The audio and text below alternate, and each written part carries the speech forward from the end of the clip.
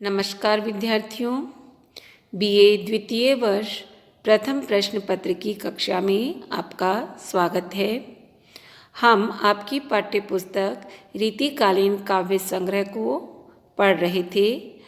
पूर्व में हम रीतिकालीन कवि भूषण को पढ़ चुके हैं। आज हम कवि मतीराम का संक्षिप्त परिचय एवं उनके उच्च कवित्वों की व्याख्या करेंगे। तो आइए व्याख्या करने से पूर्व हम कवि मतीराम के बारे में कुछ जान लेते हैं। कवि मतीराम एक रीतिकालीन कवि थे और ये चिंतामणि और भूषण के भाई थे। इनका जन्म संवत 1674 के लगभग हुआ था। ये बूंदी नरेश महाराव भाव सिंह के बहुत समय तक आश्रित रहे।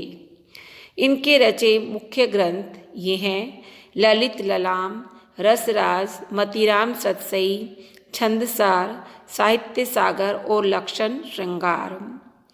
मतीराम सतसई बिहारी सतसई के समान ही सरस मुक्तकों का संग्रह ग्रंथ है और अन्य सारे ग्रंथ इनके लक्षण ग्रंथ है।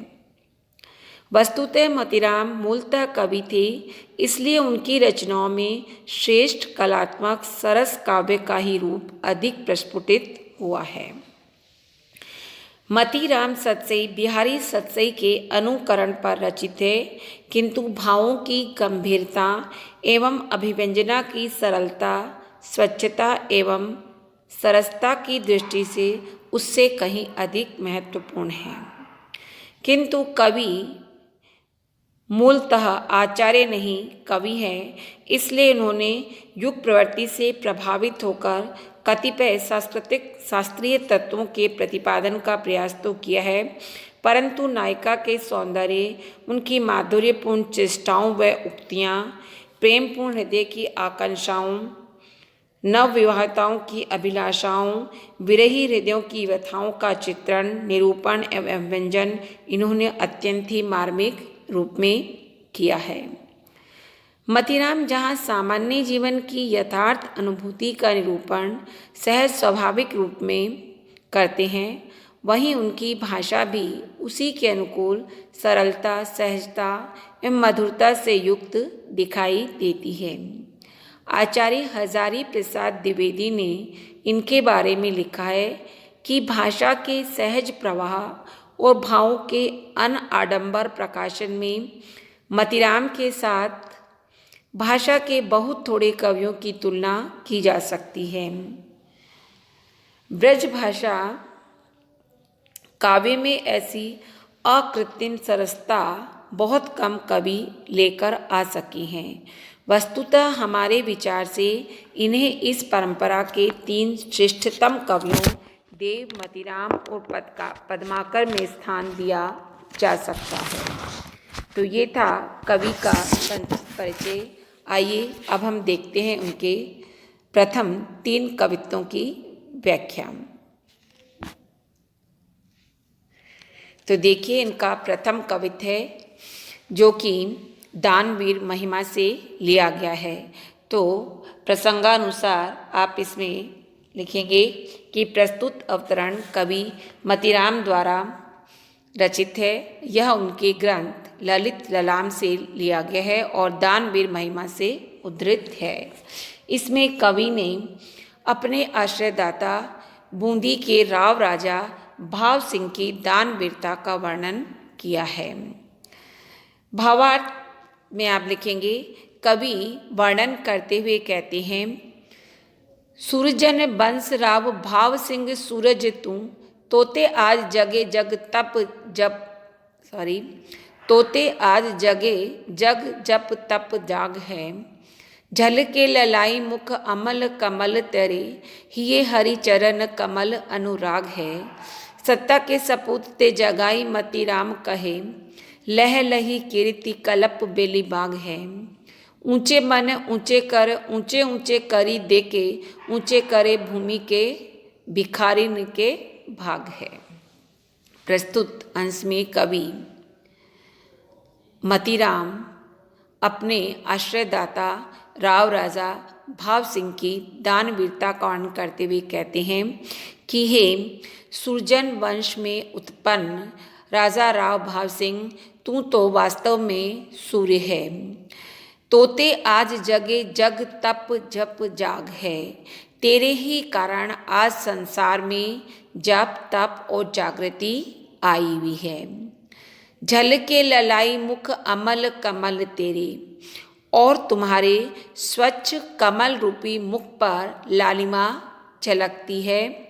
ये हरि चरण कमल अनुराग है, और तुम हृदय से हरि के कमल रूपी चरणों में अत्यधिक अनुराग यानी प्रेम या भक्ति रखते हो, अर्थात तुम हरि चरण के कमलों में अत्यधिक भक्ति रखते हो।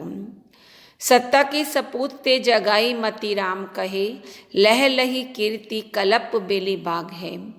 तुम राव सत्ता के सुपुत्र हो, यही कारण है कि मतिराम कवि तुम्हारी जग में तुम्हारे यश का बखान करते हैं। जगाई मतलब जग में बखान करना, जग में तुम्हारे यश का बखान करते हैं कि लह लही कीर्ति कल्प बेली बाग है, कि तुम्हारी यश रूपी कल्पलता इस संसार रूपी बाग में सदैव लहलहाती रहती है। ऊंचे मन ऊंचे कर ऊंचे ऊंचे करी देखे, ऊंचे करे भूमि के भिखारिन के भाग है। और यहाँ उनकी दानवीरता का वर्णन करते हुए कवि कहते हैं कि तुमने अपने उदार मन से ऊंचे हाथों से या बलिष्ठ हाथों से बड़े बड़े विशाल हाथी देकर इस धरती के भिखारियों के भाग भी ऊंचे कर दिए हैं। अर्थात इस धरती के भिखारियों को भी तुमने भाग्यशाली बना दिया है और उन्हें धन संपन्न कर दिया है। यह तो था इसका भावार्थ। अब हम देखते हैं विशेष। विशेष में आप सर्वप्रथम तो पहली दो पंक्तियों और अंतिम दो पंक्तियों में यमक और अनुप्रास अलंकार का सौंदर्य सहज ही देखने को मिलता है। अनुप्रास में देखिए दूसरी पंक्ति, तोते आज जगे जग जप तप जाग है। ज वर्ण की कई बार आवृत्ति के कारण वृत्त्यनुप्रास अलंकार का प्रयोग हुआ है। और सूरजन बंसराव भाव सिंह सूरज तू, इसमें सूरजन और सूरज में जो है सभंग पद यमक अलंकार है। सूरजन प्रथम का अर्थ है सूरजन वंश में उत्पन्न और दूसरे सूरज का अर्थ है सूर्य। इसी प्रकार अंतिम पंक्ति में ऊंचे शब्द का प्रयोग अनेक बार आया है और हर बार उसका अभिप्राय अलग निकलता है। ऊंचे मन से अभिप्राय है उदार मन, ऊंचे कर यानी बलिष्ठ हाथ, ऊंचे ऊंचे यानी बड़े बड़े विशाल, और ऊंचे करे मतलब ऊंचा कर देना, ऊपर उठाना, यह संपन्न करना। इस प्रकार से इसमें यहाँ पर यमक अलंकार का सौंदर्य देखते ही बनता है। साथ ही अनुप्रास अलंकार भी ऊ वर्ण की आवृत्ति के कारण वृत्त्यनुप्रास का भी अच्छा उदाहरण है। ऊंचे ऊंचे में पुनरुक्ति प्रकाश अलंकार भी देखने ही बनता है। तीसरी और चौथी पंक्ति में कमल रूपी मुख में रूपक अलंकार और कमल रूपी चरणों में भी रूपक अलंकार, हरि चरण कमल और मुख अमल कमल में भी रूपक अलंकार का प्रयोग हुआ है। इसी प्रकार छठी पंक्ति में लह लही कीर्ति कल्प बेली बाग है। कल्प रूप लता रूपी, कल्प वृक्ष रूपी लता और संसार रूपी बाग में भी पुनः रूपक अलंकार का ही प्रयोग हुआ है। तो और कवित्व में इसमें मनहरण कवित्व का प्रयोग हुआ है। कवित्व छंद की गेयता और गति यति उसके भावों के अनुरूप ही देखने को बनती है। अब हम देखते हैं इसका दूसरा पद।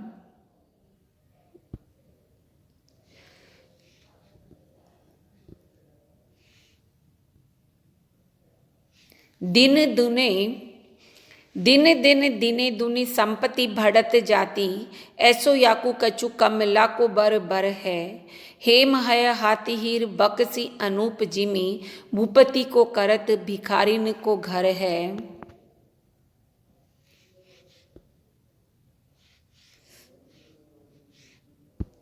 सॉरी,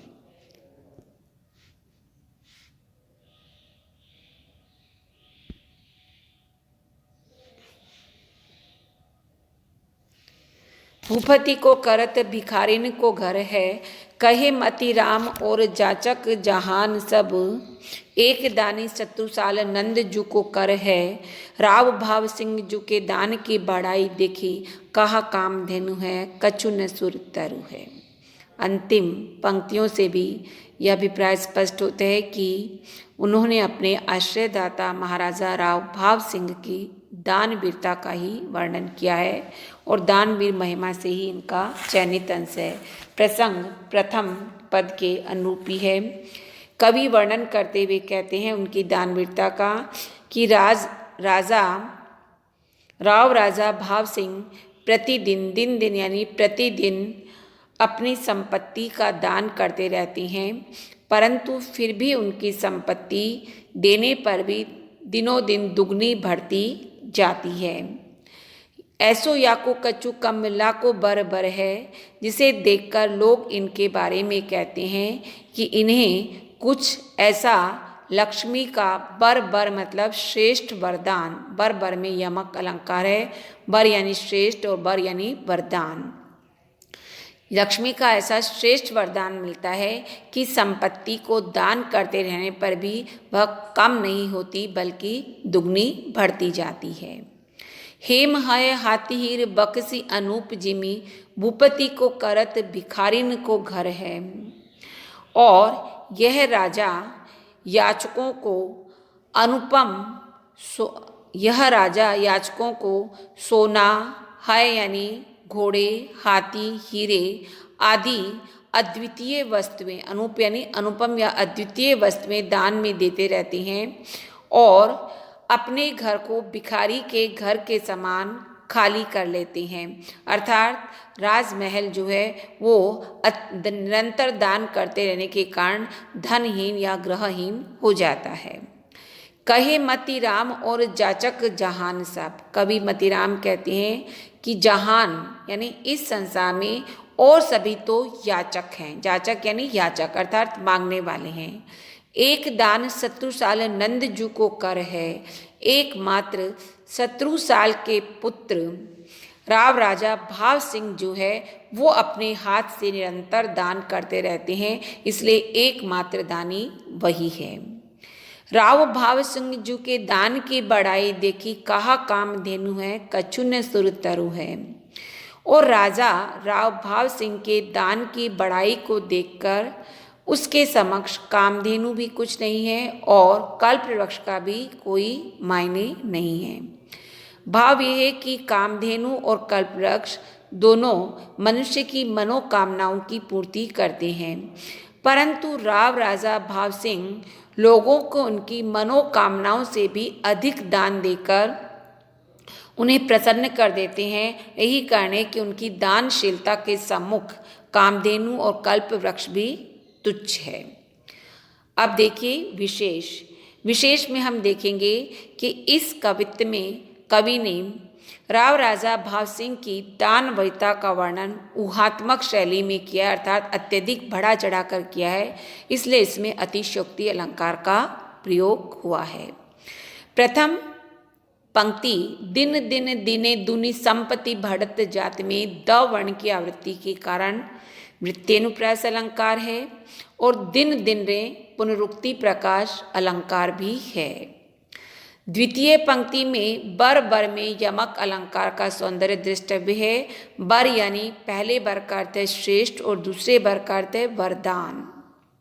इसी प्रकार हेम है हाथी हीर में भी छेकानुप्रास अलंकार है।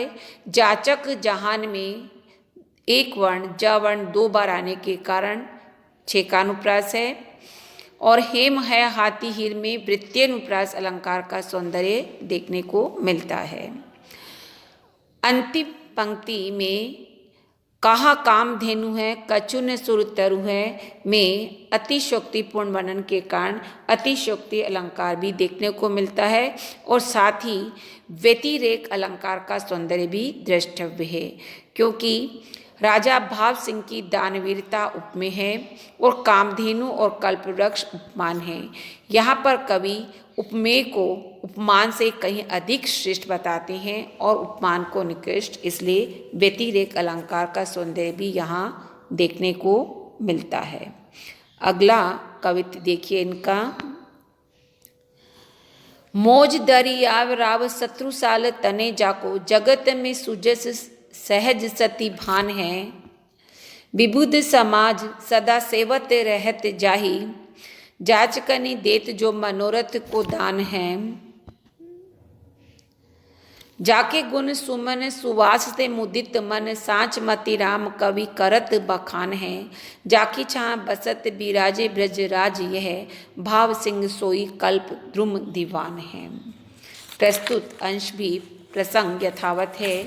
उनकी दानवीरता, दानवीर महिमा शीर्षक से लिया गया है और इसमें भी कवि ने अपने आश्रयदाता राजा राव भाव सिंह की दानवीरता और उनकी उदारता का वर्णन किया है। कवि वर्णन करते हुए कहते हैं कि राव शत्रुसाल तने, राव शत्रुसाल के सुपुत्र राव भाव सिंह का जीवन मौज दरिया, मौज की दरिया में गोते लगाते रहता है। अर्थात कहने का प्राय है कि वो अत्यधिक सुखमय और विलासपूर्ण जीवन जीते हैं। जगत में सुजस सहज सती भान है और उनका सुयस इस संसार में स्वाभाविक रूप से सती भान यानी व्याप्त है, या यह संसार में इनका सुयस सर्वत्र आलोकित होता है। विबुध समाज सदा सेवत रहत, और ये राव राजा भाव सिंह देवी देवताओं और विद्वानों के समाज की सेवा करते रहते हैं। जाचकनि देत जो मनारथ को दान है, और याचकों को उनकी इच्छा के अनुरूप दान देते रहते हैं। जाके गुण सुमन सुवास ते मुदित मन, साँच मति राम कवि करत बखान है। जिसके गुण रूपी पुष्पों की सुगंध से याचकों के मन प्रसन्न हो जाते हैं, या कवि का मन प्रसन्न हो जाता है। यही कारण है कि कवि मतिराम उनके यश का वर्णन करता है, उनकी कीर्ति का बखान करता है। जाकी चाह बसत बिराजे ब्रज राज, यह भाव सिंह सोई कल्प द्रुम दीवान है। और जाकी छाँ मतलब जिसकी छाया में, अर्थात जिसके राज्य में ब्रजराज भगवान श्री कृष्ण निवास करते हैं, विराजमान होते हैं, ऐसे ही वे भाव सिंह दानकर्ता और धर्मात्मा राजा भाव सिंह कल्प वृक्ष के समान सभी की मनोकामनाओं को पूर्ण करने वाले हैं।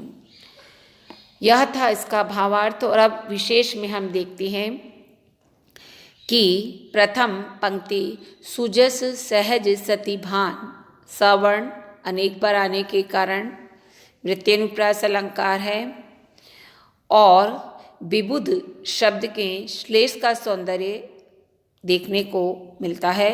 विबुध का अर्थ है देवी देवता या विबुध यानी विद्वान। इसी प्रकार से गुण सुमन सुवास में रूपक अलंकार का सौंदर्य द्रष्टव्य है। गुण रूपी फूलों की सुगंधी रूपक अलंकार का सौंदर्य दृष्टव्य है। और अंतिम पंक्ति में उपमा अलंकार, जिसमें राजा भाव सिंह को कल्प वृक्ष के समान बताया गया है, में उपमा अलंकार का सौंदर्य दृष्टव्य है। कवित्व पूर्व प्रसंगानुसार ही मनहरण कवित्व है, और मनहरण कवित्व की गति यति आदि देखते ही बनती है, और उसी के भावानुरूप भी है